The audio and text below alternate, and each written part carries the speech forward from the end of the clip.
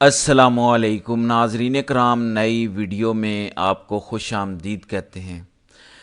جنگل کا بھی کوئی دستور ہوتا ہے۔ ہم نے سنا تھا ایک نعرہ کسی زمانے میں مشہور ہوتا تھا کہ ریاست ہوگی ماں کے جیسی، لیکن یہ اندازہ نہیں تھا کہ ریاست ماں کے جیسی تو ہوگی۔ ماں کے بارے میں سبھی کو پتہ ہے کہ ماں ایک محبت والا مقدس وجود ہے جسے اللہ تعالیٰ نے بنایا ہے، لیکن اتنی کوئی سنگ دل ماں بھی ہو سکتی ہے یا ستیلی ماں بھی ہو سکتی ہے، یا ملک کے اندر جنگل کا دستور ہو سکتا ہے۔ کیا پاکستان میں کوئی دستور ہے، کوئی آئین ہے، کوئی قانون ہے، یا پھر یہ سرزمین بے آئین ہو چکی ہے اور اس ملک کے اندر کوئی بنیادی انسانی حقوق نہیں ہے، کوئی نظام نہیں ہے؟ اب ہوا یہ کہ پرسوں عدالت میں اسلام آباد ہائی کورٹ کے اندر اٹارنی جنرل نے یہ زبان دی کہ کل جو دن گزر گیا ہے، ہفتے والا دن، 10 بجے تک عمران خان کے فوکل پرسن انتظار حسین پنجوتھا واپس آ جائیں گے۔ کل دن تک تو واپس نہیں آئے، لیکن رات 12 بجے سے پہلے اچانک ایک ایسا واقعہ پیش آیا، ایک ایسی کہانی ہوئی جو اپنے اندر بہت ساری کہانیوں کو لیے ہوئے ہے، جیسے انڈین فلمز میں ہوتا ہے یا پاکستان کی سلطان راہی والی فلموں میں ہوتا ہے کہ جتنی مرضی گولیاں چل جائیں آپ کو گولی نہیں لگ سکتی، اور ہیرو صرف ایک ہی گولی مارتا ہے اور مخالف سارے کے سارے ڈھیر ہو جاتے ہیں۔ بالکل اسی طرح کا سکرپٹ ہمارے سامنے آیا۔ میں ذرا سکرپٹ پڑھ کے سنا دیتا ہوں، پھر اگلی بات کرتے ہیں۔ بتایا گیا کہ تھانہ صدر حسن عبدال جو اٹک کے ایریا ہے، تھانہ حسن عبدال میں ناکہ بندی پوائنٹ پر مشکوک گاڑی کو روکا گیا۔ گاڑی میں اغوا کار گینگ ایک شخص کو اغوا کر کے لے جا رہے تھے۔ گاڑی رکتے ہی گاڑی میں سوار اغوا کاروں نے پولیس ٹیم پر اندھا دھند فائرنگ شروع کر دی۔ پولیس نے حکمت عملی سے خود کو بچاتے ہوئے جوابی فائرنگ کی۔ اغوا کار اندھیرے کا فائدہ اٹھاتے ہوئے مغوی اور گاڑی کو چھوڑ کر فرار ہو گئے۔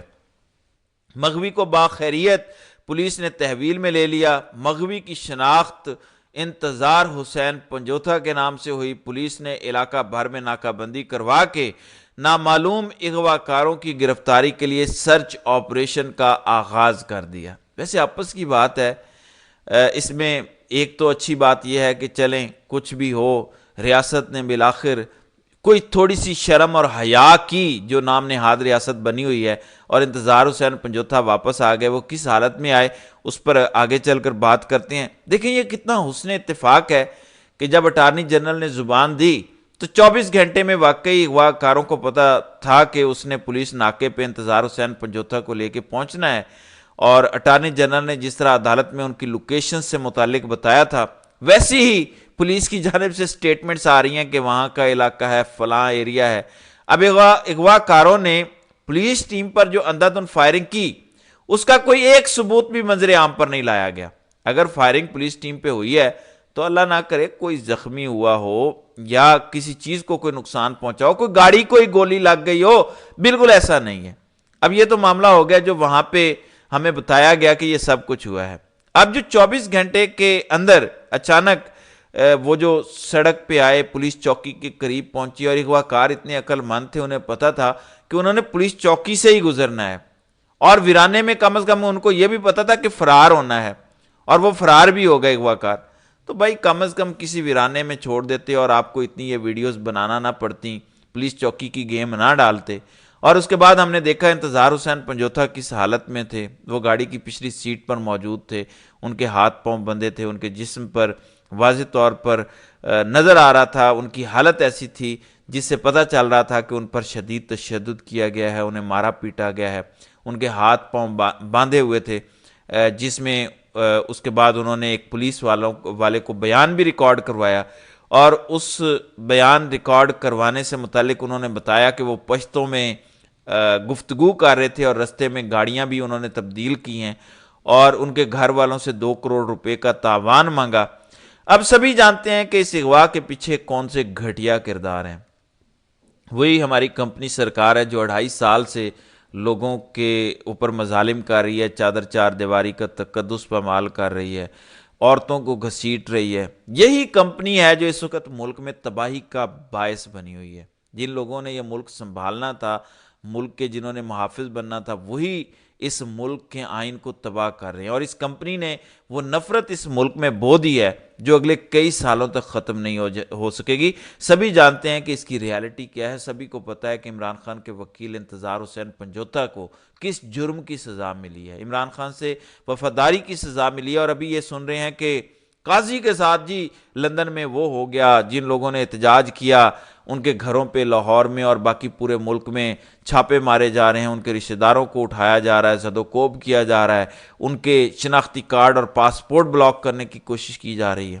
یہ عقل کے اندھے صرف اتنا بتائیں کہ قاضی پر کوئی تشدد تو نہیں ہوا، قاضی کی یہ حالت تو نہیں ہے جو انتظار حسین پنجوتا کی انہوں نے کی ہے۔ تو محسن نقوی حوالدار جو ہے، جو اس ملک کا کرتا دھرتا بنا بیٹھا ہے، اسے پوچھیں کہ کیا انتظار حسین پنجوتا کو لے کر بھی کوئی شناختی کارڈ بلاک کریں گے، کوئی پاسپورٹ بلاک کریں گے، کسی کے گھر پہ چھاپا ماریں گے، یا پھر ریاست ہوگی ماں کے جیسی لیکن ماں وہ ستیلی ہوگی، تو یہ ستیلی ماں والا ہی سلوک کریں گے، یا پھر انہوں نے یہ جو سسٹم کے لائف لائنز ہیں، سسٹم کی جو انشورنس ہے، سسٹم کے جو لاڈلے ہیں، ان کے لیے یہ ساری سہولتیں رکھی ہیں۔ اب آپ دیکھیں ایک جانب قاضی فائزہ کے ساتھ جو کچھ ہوا، میں نے آپ کو بتایا کہ شناختی کارڈ بلاک، گھروں میں چھاپے، ایک اور کردار جسے دیکھ کر بڑی نفرت اور کراہت پیدا ہوتی ہے، ایک اے ایس پی ہے لاہور کی، میں کہتا ہوں یہ ایک ویلاگر اور ٹک ٹاکر ہے، اے ایس پی شہر بانو۔ پولیس والے کہتے ہیں یہ ہمارا گڈ فیس ہے، سبحان اللہ، گڈ فیس شہر بانو نقوی، یہ وہی خاتون ہے جو عشرہ والے علاقے پہ اور باقی واقعے پہ اور باقی جگہوں پہ ویلاگ بناتی نظر آئی۔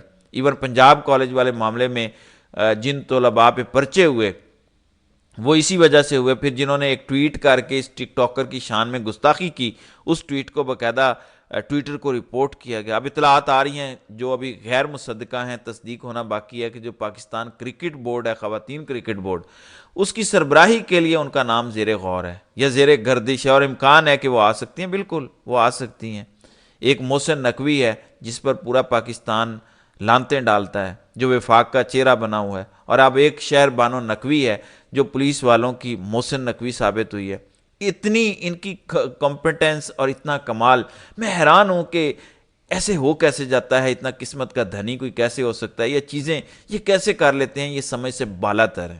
آج 3 نومبر ہے، جہاں پہ آپ نے یہ دیکھا کہ عمران خان کے فوکل پرسن کے ساتھ کیا ہوا، ان کے پارٹی کے لوگوں کے ساتھ کیا ہوا، ان کے کارکنان کے ساتھ کیا ہوا۔ آپ جانتے ہیں کہ آج سے 2 سال پہلے 3 نومبر کو ہی عمران خان پر وزیر آباد کے اندر ایک جان لیوا حملہ ہوا تھا، جس کے بعد عمران خان زیر علاج رہے، ان کی ٹانگ میں گولیاں لگی تھیں۔ 2 سال گزرنے کے بعد عمران خان پر مبینہ حملہ کرنے والا شخص کہاں ہے؟ کیا اسے سزا دی گئی؟ عمران خان کو تو سزائیں دینے کے لیے آپ راتوں رات 9 10 بجے تک عدالتیں لگاتے رہے۔ محمد عمیر جرنلسٹ ہیں نیوز 1 کے سے وہ وابستہ ہے، وہ کہتے ہیں کہ اس جان لیوا حملہ کیس میں جیو فینسنگ بھی نہیں ہو سکی، یعنی اس علاقے میں فون کون کون سے چل رہے تھے۔ اور ایک اندازہ کریں کہ Imran Khan former prime minister ہیں، اس وقت ان کی اپنی جماعت کی حکومت تھی اور وہ مقدمہ بھی درج نہیں کروا سکے تھے اپنی مدعیت میں۔ ایک سب انسپیکٹر عامر شہزاد کی مدعیت میں مقدمہ درج ہوا تھا، پھر 6 ماہ کے بعد اس انسپیکٹر کو دل کا دورہ پڑا اور وہ بھی چل بسے، اپنے اللہ کے حضور حاضر ہو گئے، اور جو متعلقہ ڈی پی او ہے وہ جی آئی ٹی کے سامنے پیش نہیں ہوا۔ پھر ملزم کا بیان کیسے فوراً لیک ہوا یہ بھی ہمیں پتہ ہے۔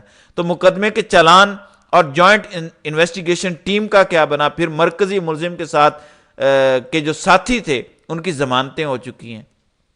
دوسری جانب عمران خان جیل میں ہیں، بھرپور دلیری کے ساتھ، بہادری کے ساتھ جیل کاٹ رہے ہیں، لیکن اب نجم سیٹھی نے ایک عجیب و غریب دعویٰ کیا، یہ حیران کن ہے۔ عام طور پر ہوتا ہے کہ لوگوں کو جیلوں میں ڈالتے ہیں تو وہ ڈیل کے لیے ترلے منتیں کرتے ہیں، بات کرتے ہیں، لیکن یہاں پر اس کے بالکل اپوزٹ صورتحال ہے۔ عمران خان سے ڈیل کے حوالے سے پہلے کانفیڈنس بلڈنگ میز کیے گئے، اب ان کو تڑیاں لگائی جا رہی ہیں کہ ہمارے ساتھ ڈیل کریں، اور الٹیمیٹمز دیے جا رہے ہیں کہ ہمارے ساتھ ڈیل کریں، اگر ڈیل نہیں کریں گے تو کیا ہوگا۔ نجم سیٹھی کے بقول خان کو ڈیل کی آفر کر کے ہفتہ 2 ہفتے کی مہلت دی گئی ہے، اس کا مطلب ہے کہ عمران خان نے ڈیل مانگی نہیں ہے، عمران خان کو ڈیل آفر کی گئی ہے۔